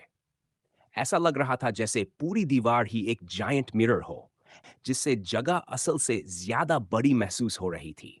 एरिक ने खुद को ग्लास में रिफ्लेक्ट होते देखा। मास्टर नीमिनेन ने अपना परिचय दिया। हाय, मेरा नाम डोरिस है और मैं तुम्हें फ्लाइसा नाम की सोर्ड wield करना सिखाऊंगी। वो हाइट में छोटी थी, ब्राउन आइज और लॉन्ग रेवन हेयर था, जिसे उन्होंने ड्रेडलॉक्स में बांधा हुआ था। उनकी स्किन डार्क चॉकलेट रंग की थी। फिगर पतली थी लेकिन बॉडी मस्कुलर लग रही थी। राइट शोल्डर पर टैटूज थे जो स्लीवलेस जैकेट और लेदर पैंट्स की वजह से साफ दिख रहे थे। वो देखने में 40 ईयर्स से ज्यादा की नहीं लग रही थी। इंट्रोडक्शंस के बाद उन्होंने वेपन के बारे में एक्सप्लेन करना शुरू किया। एरिक को कुछ देर ऑब्जर्व करने के बाद उन्होंने पूछा, क्या तुम्हें पता है फ्लाइसा क्या होती है? नो सर, एरिक ने जवाब दिया। फ्लाइसा एक टाइप की सोर्ड होती है, उन्होंने समझाया। इसकी ब्लेड लेंथ 30 से 90 सेंटीमीटर्स के बीच होती है, इसलिए इसे लॉन्ग नाइफ से लेकर सोर्ड तक माना जा सकता है। फ्लाइसा की ब्लेड्स हमेशा थिन और स्ट्रेट बैक्ड होती हैं, साइज चाहे जो भी हो। ये गार्डलेस वेपन स्टैबिंग के लिए बहुत सूटेड होती है, लेकिन स्लैशिंग में भी काफी इफेक्टिव है। क्या तुम्हें पता है हमने ये सोर्ड तुम्हारे लिए क्यों चुनी? No sir, why? एरिक ने पूछा। क्योंकि तुम्हारी पावर और ब्लेड लेंथ के कॉम्बिनेशन से तुम मैक्सिमम डैमेज कर सकते हो, और ये इतनी लाइट है कि फास्ट मूव्स के साथ इजीली यूज हो सके। आह, समझ गया, एरिक बोला। इसके बाद उन्होंने वेपन दिखाया। ग्रिप रेड कलर का था और पॉमल पर फैल्कन बना हुआ था। ब्लेड स्ट्रेट थी, कम से कम 1 मीटर लंबी, और दोनों साइड्स पर एनग्रेविंग्स थे। ब्लेड सिर्फ वन साइड से शार्पन थी और टिप की तरफ चौड़ी होती जा रही थी। वेपन वाकई मैग्निफिसेंट था। एरिक को वो बहुत पसंद आई। वो उसे इस्तेमाल करने के लिए बेचैन था, लेकिन उससे पहले उसे सही तरीके से wield करना सीखना था, खासकर अपनी पावर्स के साथ। चूंकि हमारे पास करने के लिए बहुत कुछ है और मैं टाइम वेस्ट नहीं करना चाहती, मास्टर निमिनन ने कहा, तो चलो वापस रेड पैलेस चलते हैं, तुम्हारा पर्सनल वेपन लेने। उसके बाद हम प्रैक्टिस शुरू करेंगे। आज मैं क्या सीखने वाला हूं? एरिक ने पूछा। बस बेसिक्स, उन्होंने जवाब दिया। थ्रस्टिंग, स्लैशिंग, स्टैंसेस और ऐसी ही चीजें।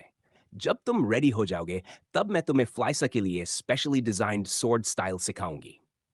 जब एरिक मास्टर नीमनन के साथ रेड पैलेस की ओर जा रहा था, उसी वक्त एंडरसन, एम्बर और नथानियल मास्टर रुक के साथ वहीं रुक गए।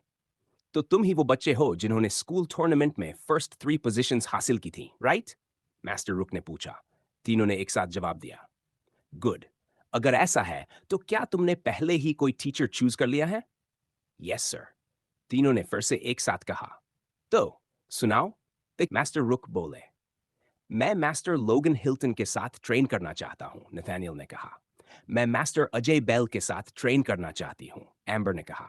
एंड मेरे लिए मास्टर जेन लार्सन, एंडरसन ने जोड़ा। ये तीनों ही एम्परर रैंक्ड स्टूडेंट्स को पढ़ाने वाले मास्टर्स थे। तीनों कई साल आर्मी में रह चुके थे और अपने अपने फील्ड्स में एक्स्ट्रॉर्डिनरी अचीवमेंट्स हासिल कर चुके थे। वो सच में बेस्ट ऑफ द बेस्ट थे। ऑलराइट, मास्टर रुक ने कहा, ये टीचर्स फिलहाल हाई रैंक स्टूडेंट्स के साथ बिजी है, इसलिए शेड्यूल अरेंज होने में थोड़ा टाइम लगेगा। मेरा सजेशन है कि तुम अभी जाओ, क्योंकि जो मास्टर्स तुम्हें असाइन हुए हैं वो तुम्हें तुम्हारा वेपन लेने ले जाएंगे। यस सर, तीनों ने एक साथ कहा। उसी समय एरिक और मास्टर निम्नन येलो पैलेस से निकलकर वापस रेड पैलेस की ओर जा रहे थे। वे मास्टर निम्नन की कार में बैठे और जल्दी ही उस विशाल बिल्डिंग में पहुंच गए। हम कहाँ जा रहे हैं? एरिक ने पूछा। मास्टर निम्नन ने उसकी ओर देखे बिना जवाब दिया। हम तुम्हारे फ्लोर की आर्मरी जा रहे हैं। एरिक को तुरंत बेनेडिक्ट की कल कही बात याद आ गई। हर स्टूडेंट को एक वेपन मिलता था और उसे कस्टमाइज करने का ऑप्शन भी होता था। आर्मरी काफी सिंपल थी। वहां कई होलोग्राफिक स्क्रीन्स लगी थीं, जिनके जरिए स्टूडेंट्स अपना वेपन डिजाइन कर सकते थे। हमें जल्दी करनी होगी, मास्टर नीमिनन ने कहा। बाकी टीचर्स भी अपने स्टूडेंट्स को वेपन दिलाने यहां आएंगे और फिर यहां पूरा खे हो जाएगा। एरिक ने सिर हिलाया। वे रेड पैलेस के मेन गेट से अंदर गए। जगह लगभग खाली थी, क्योंकि ज्यादातर स्टूडेंट्स ट्रेनिंग के लिए येलो पैलेस जा चुके थे। पूरा हॉल थोड़ा ग्लूमी लग रहा था। दोनों ने एलिवेटर लिया और फर्स्ट फ्लोर पर पहुंचे। वहां से कॉरिडोर्स पार करते हुए आखिरकार आर्मरी के रूम तक पहुंचे। गार्ड ने मास्टर नीमिनन से आईडी मांगी। उन्होंने तुरंत दिखाया और फिर दोनों अंदर चले गए। तुम यहां वेपन्स और ऑप्शंस देख सकते हो, मास्टर नीमिनन ने कहा, लेकिन टीचर के बिना वेपन बिल्ड नहीं कर सकते। लेट्स गो, उन्होंने कहा, और जैसे ही डोर खुला वो एक टर्मिनल की ओर चली गई। एरिक उनके पीछे पीछे गया। स्क्रीन पर वेपन्स की लिस्ट आई। मास्टर निमिनन ने स्वॉर्ड सेक्शन खोला, फिर फ्लाइसा सिलेक्ट की। उनके सामने ऑप्शंस की एक पूरी सीरीज आ गई। एरिक ने यह सब कल भी देखा था, लेकिन ऑप्शंस की sheer क्वांटिटी देखकर वो फिर से अमेज्ड हो गया। वाओ, यहाँ तो इतनी चॉइसेस हैं, अवेकनर ने कहा। टाइम वेस्ट मत करो एरिक, मास्टर नीमिनन ने सख्ती से कहा। एरिक ने वेपन की डायमेंशंस और वेट का फैसला अपनी टीचर पर छोड़ दिया। उसने सोचा, एस्थेटिक्स खुद चूज करना बेहतर रहेगा। मास्टर नीमिनन ने डिसाइड किया कि ब्लेड की लेंथ 90 सेंटीमीटर्स होगी और pommel व हैंडल मिलाकर टोटल लेंथ 1 मीटर 15 सेंटीमीटर्स होगी। वेपन का वेट 0.9 किलोग्राम्स रखा गया। ब्लेड पूरी तरह फ्लाइसा की कैरेक्टरिस्टिक्स वाली थी। सिंगल एज डाउन, हिल्ट के नीचे पतली और टिप की तरफ नीडल पॉइंट तक चौड़ी होती हुई। इससे स्लैश और थ्रस्ट दोनों इफेक्टिव थे। मटेरियल्स की बात करें तो पेजेंट रैंक्ड स्टूडेंट्स सिर्फ स्टील चूज कर सकते थे, जो माना कंडक्टिविटी के मामले में काफी अच्छा था। स्क्वायर लेवल पर अलग अलग अलॉयज चूज करने का ऑप्शन मिलता था। फिर भी ज्यादातर लोग एशल्ट यूज करते थे, एक हाई माना कंडक्टिव ओर जो पावर्स यूज करने में लगने वाली माना की अमाउंट कम कर देता था। ये खासकर उन पावर्स के लिए यूजफुल था जो आइटम्स में माना इम्ब्यू करती थी। जो स्टूडेंट्स माना वेपन्स समन कर सकते थे, वो आमतौर पर इन्हें ट्रेनिंग के लिए या इमरजेंसी में यूज करते थे। इंप्रूव्ड स्ट्रेंथ की वजह से वे माना डिफेंसेस के बिना भी थाइड्स को डैमेज पहुंचा सकते थे, इसलिए एक्स्ट्रा वेपन रखना फायदेमंद था। लेकिन एरिक जैसे लोगों के लिए जिनकी पावर्स इम्ब्यूइंग जैसी थीं, वेपन का मटेरियल बहुत क्रूशियल था, क्योंकि इससे मैना कंजम्पशन डायरेक्टली अफेक्ट होती थी। हिल्ट स्टील का था, लेकिन कंफर्टेबल ग्रिप के लिए उस पर वुड चढ़ाया गया था। पॉमल के लिए एरिक ने ड्रैगन हेड डिजाइन चूज किया। गार्ड बिल्कुल नहीं था। ग्रिप को रेड पेंट किया गया और ब्लेड को ब्लैक वेस, जिस पर लेजर एनग्रेविंग्स में रूनिक सिंबल्स बने थे। ओके, मास्टर नीमिनन ने कहा, अब वेपन सिलेक्ट हो चुका है, हमें इसके रेडी होने का वेट करना होगा। Isn't this going to take a lot of time? Eric ने पूछा। उसने कई वीडियोस देखी थी जहां ब्लैकस्मिथ्स को ऐसे वेपन्स फोर्ज करने में महीनों लग जाते थे। ब्लेड का ज्यादातर हिस्सा पहले से फोर्ज्ड है। मास्टर निमिनन ने समझाया, हमें सिर्फ पॉमल बनाना है और पेंटिंग करनी है। 10 मिनट से ज्यादा नहीं लगेंगे। दोनों रूम के बीच बने छोटे पोडियम पर चले गए और वेट करने लगे। 10 मिनट्स बाद मशीन से सोर्ड बाहर आई और पेडेस्टल पर रख दी गई। टेक इट, मास्टर निमिनन ने कहा। एरिक ने ग्रिप पकड़ी। How is it? उन्होंने पूछा। एरिक की स्ट्रेंथ सुपर ह्यूमन थी, इसलिए सोर्ड उठाने में कोई दिक्कत नहीं हुई। उसने उसे स्विंग करने की कोशिश की, लेकिन उसकी क्लमसीनेस की वजह से वो ऑलमोस्ट अपनी मास्टर को चोट पहुंचा बैठा। इजी इजी, मास्टर निमिनन ने कहा। किसी की आंख निकाल दोगे। सॉरी, एरिक ने शर्मिंदा होकर कहा। चलो वापस येलो पैलेस चलते हैं, मास्टर निमिनन बोली। वहीं मैं तुम्हें बेसिक सिखाऊंगी। जैसे ही वे आर्मरी से निकले, बाकी टीचर्स अपने स्टूडेंट्स को लेकर अंदर आने लगे। क्राउड ज्यादा होने की वजह से मास्टर निमिनन ने होलोग्राफिक स्क्रीन्स में थोड़ी एडजस्टमेंट्स कर दी, ताकि डायमेंशंस, लेंथ और मटेरियल्स जैसी चीजों में स्टूडेंट्स सिर्फ वही चूज कर सकें जो मास्टर्स डिसाइड करें। थोड़ी देर बाद एरिक और मास्टर निमिनन येलो पैलेस पहुंचे और उसी रूम में लौट आए जहां वे पहले थे। ऑलराइट यंग मैन, मास्टर निमिनन ने कहा, अब ब्लेड को इस तरह स्विंग करना शुरू करो, मैं दिखाती हूं। उन्होंने स्टैंस ली और सोर्ड को ऊपर से नीचे वर्टिकली स्विंग किया। कई बार मूवमेंट रिपीट की, जब तक एरिक समझ न गया कि उसे सही तरीके से कैसे करना है। डेक्सटेरिटी पहले से काफी बढ़ चुकी थी, इसलिए एरिक के लिए मूव सीखना मुश्किल नहीं था। इंटेलिजेंस बढ़ने की वजह से चीजें समझना भी आसान हो गया था। वेरी वेल डन, मास्टर नीमिनन ने कहा, जैसे ही एरिक ने पहली बार मूव सही तरीके से किया। वर्ड सुनते ही एरिक ने सोर्ड फिर से उठाई और आर्म्स को उसी फ्लो में मूव किया। That's correct, very nice, master Nimin ने उसे कॉम्प्लीमेंट किया। एरिक ने उनकी तरफ देखा और तुरंत पूछा, मास्टर आप मुझे कौन सा फाइटिंग स्टाइल सिखाने वाली हैं? गुड क्वेश्चन, उन्होंने मुस्कुराते हुए कहा। इसका नाम है crypt of the desert style, मैंने खुद डेवलप किया है। कूल नेम, एरिक ने कहा। आपने खुद सोचा? हाँ, उन्होंने जवाब दिया। अच्छा लगा तुम्हें। बहुत लोगों ने कहा है कि यह नाम लेम है। ये कहते हुए उन्होंने हल्की सी उदासी के साथ एरिक की तरफ देखा।